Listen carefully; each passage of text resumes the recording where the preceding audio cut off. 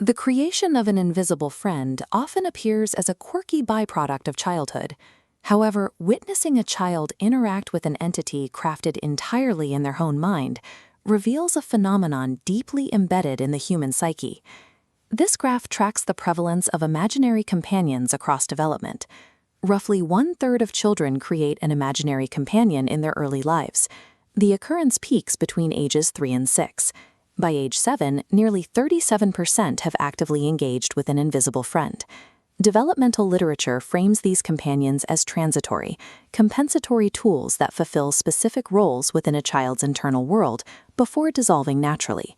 The psychologist Jean Piaget theorized that this specific type of imaginative play provides a safe arena for children to symbolically play out experiences and assimilate complex realities, such as parental authority, into their own understanding. Piaget observed a strong correlation between these invisible friends and a child's capacity for advanced cognitive structures, abstract thinking, and narrative elaboration. Modern empirical studies support this, finding that children who create these companions consistently display an advanced theory of mind and sophisticated social cooperation skills. In the context of early childhood, the presence of an imaginary companion functions as a robust indicator of intelligence and healthy psychological development. Since 1934, research relies on Svensson's definition, an invisible character, named and referred to in conversation, with an air of reality but no objective basis. This specifically excludes personifying physical objects like stuffed animals. The companion must remain entirely invisible. As a child enters the latency age, between 8 and 12 years old, the prevalence of these purely mental companions plummets. For most, the developmental need for the companion expires. The conflict begins when a patient presents with an imaginary companion during adolescence, between the ages of 12 and 18. Because the typical developmental window has closed, the clinical establishment frequently views these older companions as indicators of severe psychopathology, isolation, or prodromal signs of multiple personality disorder.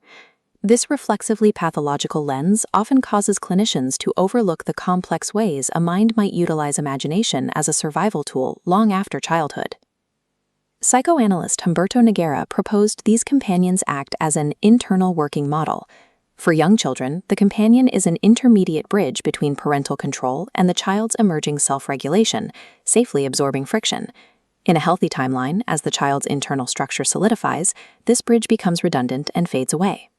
This mental scaffolding allows the child to safely navigate the transition from external dependence to internal regulation. While most companions dissolve by age 12, a distinct pattern emerges in adolescents whose development was interrupted by a specific variable, attachment trauma. Attachment trauma consists of severe acts of abuse or neglect occurring specifically within the child-caregiver relationship, the very space where a child is biologically programmed to find protection. This creates an impossible paradox. The primary caregiver, meant to be the protector, becomes the source of danger. Attachment trauma undermines the primary biological function of the relationship. It places the child in direct danger within their own home. Child development relies on a baseline of good enough caregiving. Attachment trauma represents a catastrophic failure of that care, leaving the child's protective system completely compromised. Forced to navigate a hostile environment without an external protector, the developing psyche is plunged into profound isolation. The child faces a psychological void. Without a safe adult to regulate their distress, the mind must rapidly fabricate its own source of safety to prevent total collapse. In this traumatized context, the persistence of an imaginary companion into adolescence stems from a desperate, ongoing need for survival. The psyche generates the companion to step into the void left by the caregiver.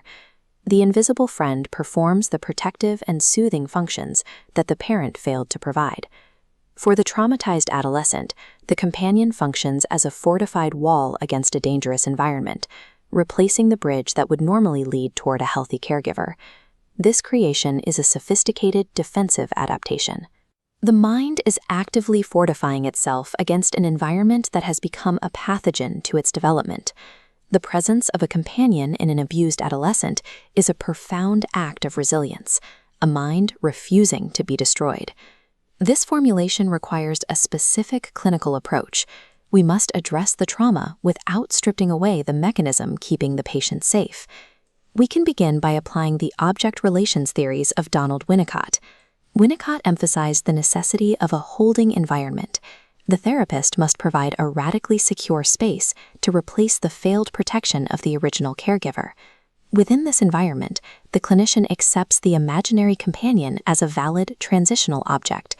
It is used to address unmet developmental needs while providing a safe distance for the adolescent to express their history. By utilizing this theory, the clinician becomes the secure base the patient never had, allowing the companion to eventually transition out of its defensive role. This framework is strengthened by the introduction of narrative therapy. Narrative therapy utilizes externalizing conversations, where the clinician and patient discuss the trauma and imaginary companion as entities separate from the core self.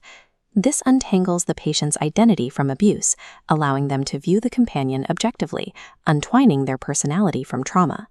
Once the trauma is externalized, the therapist introduces reauthoring conversations. Reauthoring helps the adolescent construct multiple storied identities.